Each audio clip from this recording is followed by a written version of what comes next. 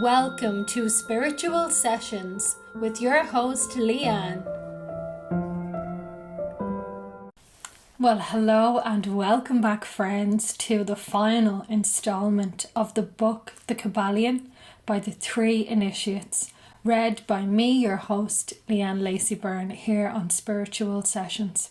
So we've come to the end of a second book, Ancient Wisdom, Esoteric Knowledge, really the knowledge that pervades everything in the universe. We've gone through the laws of the universe and how knowing these laws can benefit you in living your life. So this wisdom is a really ancient, deep, profound knowledge that helps you have a better quality of life. And that's what we're all about on this channel, on Spiritual Sessions, is learning these things together so we may have a better quality of life and really get to the core of what it means to be in existence in this time on this planet. So without further ado, let's get into the final chapter. I hope you're as excited as I am. Chapter 15, Hermetic Axioms. The possession of knowledge, unless accompanied by a manifestation and expression in action, is like the hoarding of precious metals, a vain and foolish thing. Knowledge, like wealth, is intended for use.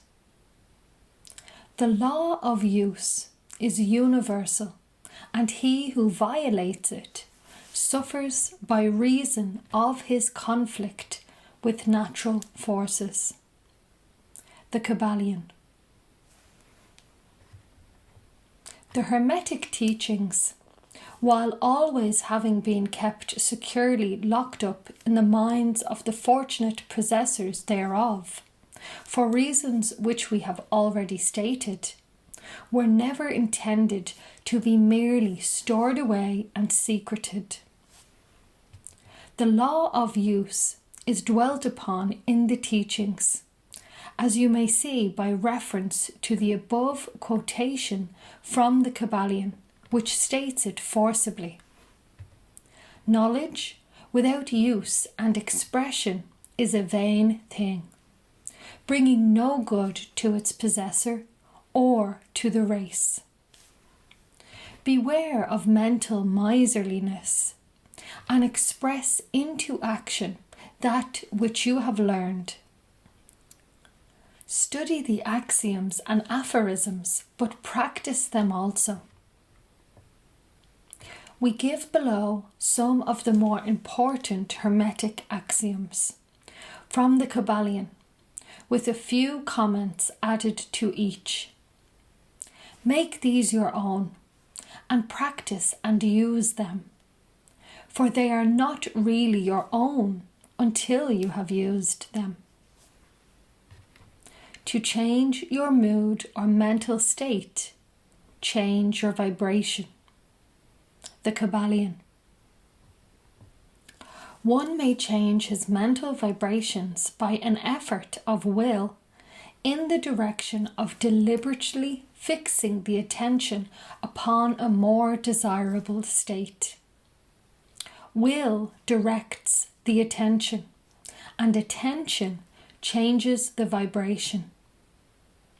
Cultivate the art of attention, and by means of the will, and you will have solved the secret of the mastery of moods and mental states. To destroy an undesirable rate of mental vibration, put into operation the principle of polarity, and concentrate upon the opposite pole to that which you desire to suppress. Kill out the undesirable by changing its polarity. The Kybalion. This is one of the most important of the Hermetic formulas. It is based upon true scientific principles. We have shown you that a mental state and its opposite were merely the two poles of one thing. and that by mental transmutation, the polarity may be reversed. This principle is known to modern psychologists, who apply it to the breaking up of undesirable habits by bidding their students to concentrate upon the opposite quality. If you are possessed by fear, do not waste time trying to kill out fear, but instead cultivate the quality of courage, and the fear will disappear. Some writers have expressed this idea most forcibly by using the illustration of the dark room. You do not have to shovel out or sweep out the darkness, but by merely opening the shutters and letting in the light, the darkness has disappeared.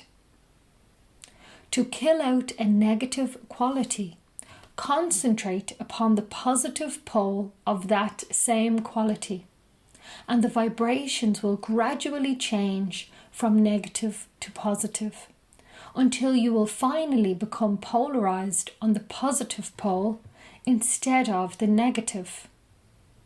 The reverse is also true, as many have found out to their sorrow. When they have allowed themselves to vibrate too constantly on the negative pole of things, by changing your polarity, you may master your moods, change your mental states, remake your disposition, and build up character. Much of the mental mastery of the advanced Hermetics is due to this application of polarity, which is one of the important aspects of mental transmutation. Remember the Hermetic Axiom quoted previously, which says, "Mind, as well as metals and elements, may be transmuted from state to state, degree to degree, condition to condition, pole to pole, vibration to vibration." The Kybalion. The mastery of polarization is the mastery of the fundamental principles of mental transmutation or mental alchemy. For unless one acquires the art of changing his own polarity, he will be unable to affect his environment. An understanding of this principle will enable one to change his own polarity as well as that of others, if he will but devote the time, care, study, and practice necessary to master the art. The principle is true, but the results obtained depend upon the persistent patience and practice of the student. Rhythm may be neutralized by an application of the art of polarization, the Kybalion.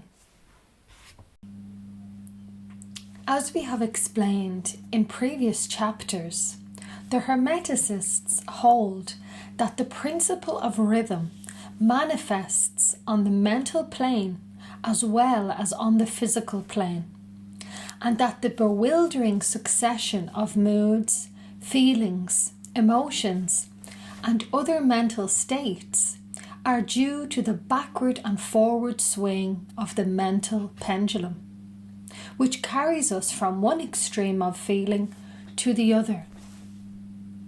The Hermeticists also teach that the law of neutralization enables one to a greater extent to overcome the operation of rhythm in consciousness.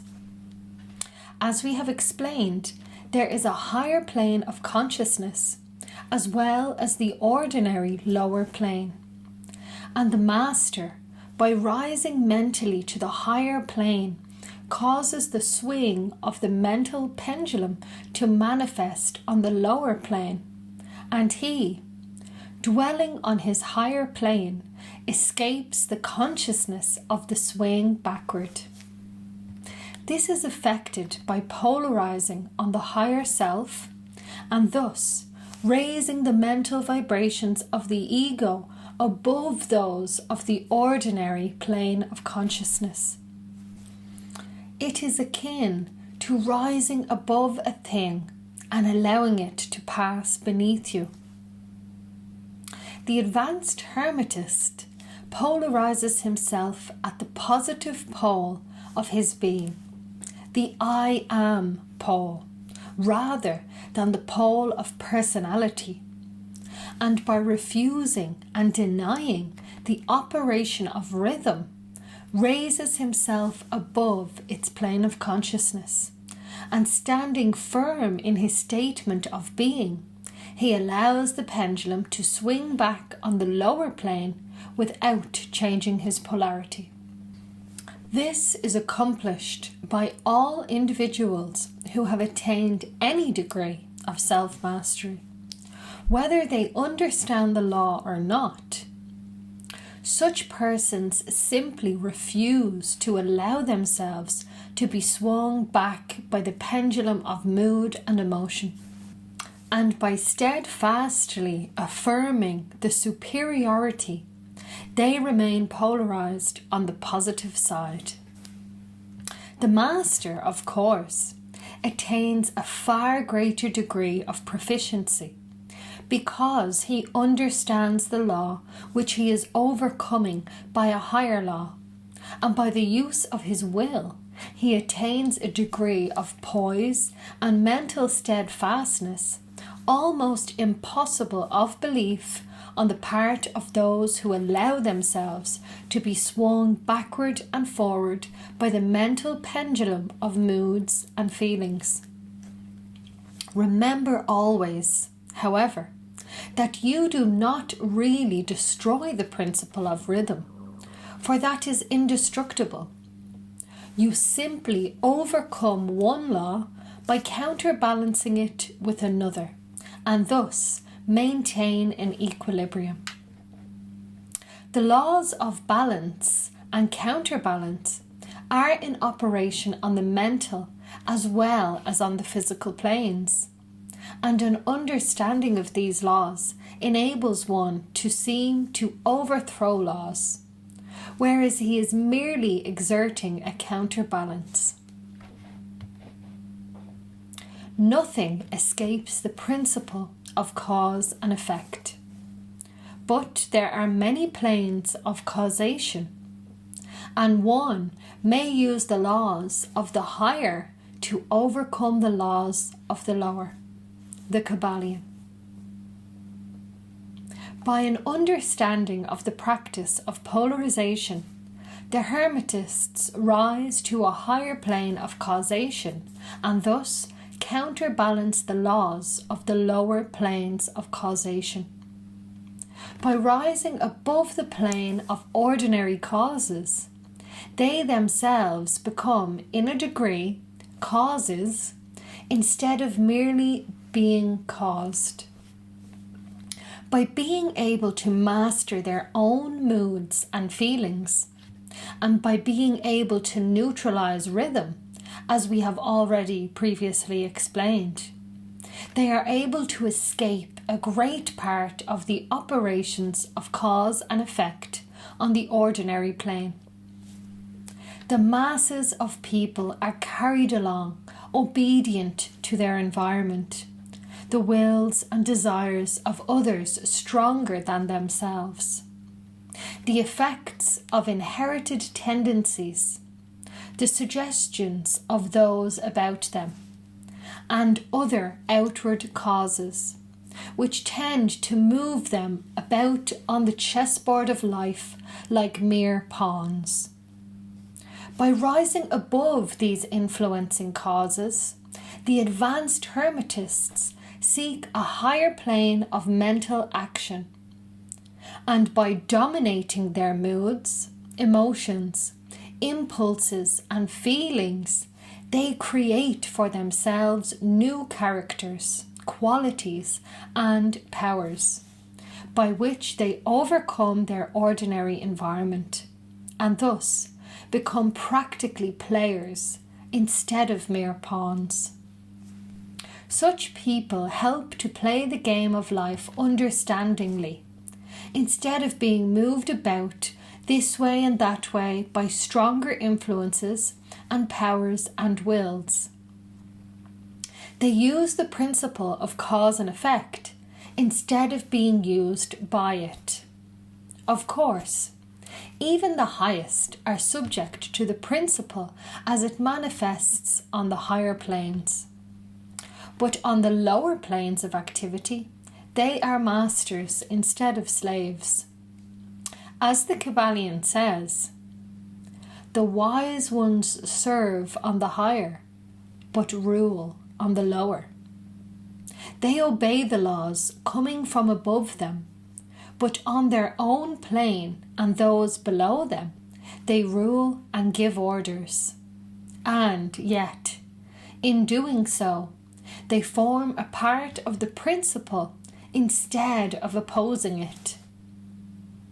The wise man falls in with the law, and by understanding its movements, he operates it instead of being its blind slave. Just as does the skilled swimmer turn this way and that way, going and coming as he will, instead of being as the log, which is carried here and there. So is the wise man as compared to the ordinary man. And yet, both swimmer and log, wise man and fool, are subject to law. He who understands this is well on the road to mastery. The Kybalion. In conclusion, let us again call your attention to the Hermetic Axiom. True Hermetic Transmutation is a mental art. The Kybalion. In the above axiom, the Hermetists teach that the great work of influencing one's environment is accomplished by mental power. The universe being wholly mental, it follows that it may be ruled only by mentality.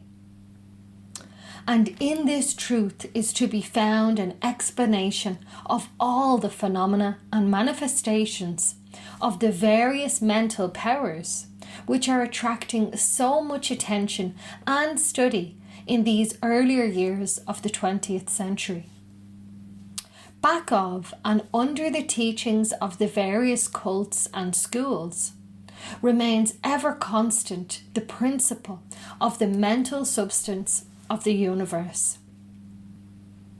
If the universe be mental in its substantial nature, then it follows that mental transmutation must change the conditions and phenomena of the universe. If the universe is mental, then the mind must be the highest power affecting its phenomena. If this be understood, then all the so-called miracles and wonder workings are seen plainly for what they are.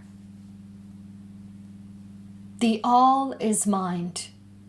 The universe is mental. The Kybalion.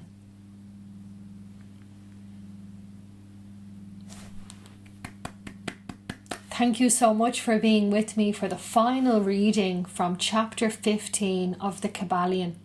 It's just wonderful to really soak in this knowledge, to be listening to such wonderful wisdom. And really, the same sort of thread comes up in so many different teachings. We've heard this story before in many different ways. And I have to say, I really enjoyed the Kybalion's take on this old age adage of this story of how the universe is put together and how we interact with it. We really do know deep in our cores that our mental processes, how we think about things, how we see them, it really does change our outer reality. And we've seen that in many different books along similar lines of teaching. For example, Think and Grow Rich by Napoleon Hill, and other people like Florence Scovel Shinn, who wrote the book The Game of Life and How to Play It. And those books are really old. Florence Scovel Shinn was born in 1871.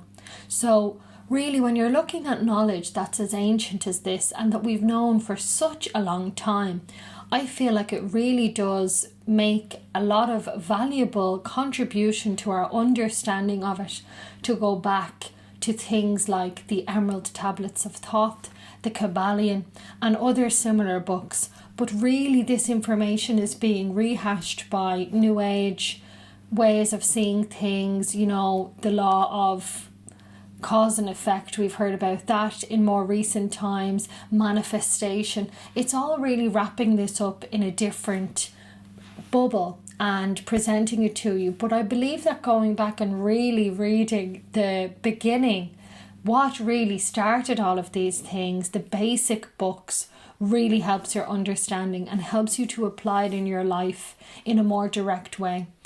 And just as another side note, part of this book was talking about, you know, the importance of bringing our thoughts from the negative polarity to the positive, if that's what we want to do, to raise our vibration, to experience the reality that we want to experience, to be the master of our destiny. And this is a journey that we're all on. I'm somebody who really loves this information, throws myself into topics like this, and I still have to remind myself of those teachings on a daily basis. So it's a journey, you know, and over time and with practice we'll get better and better and better. And I know that through being aware of it, reading these things, listening to podcasts like this, you know, getting involved in things like this spiritual session or whatever other information, how you like to get this information yourself, that's how you keep that vibration. That's how you tap into it, is by surrounding yourself with the knowledge that helps you to do this on a daily basis. I know for myself, if I fall out of it for a little while or I stop listening to similar inspirational content that I enjoy, then it really starts to drop, you know, and you just get on with your daily life and you go through it. But you're not really projecting yourself to where you want to be and where you know you are realistically in your heart, in your core, what you're capable of. So reading things like this really helps. So thank you for being with me for the rendition of the Kybalion. The full book will be being released, as will the Emerald Tablets of Thoth, the recording straight through. So you'll be able to find them on my channel. And stay tuned for the next book. If there's anything you'd like me to cover, topics, books, or otherwise, do let me know. And as always, it's my absolute pleasure. Thank you so much for watching. It's my absolute pleasure to discuss these topics with you. And if you've enjoyed today's show, please do like, comment, subscribe, and get in touch. Let me know what you like and what you'd like me to discuss next. Peace, love, and light, guys. Go out there and shine your light. Love you all.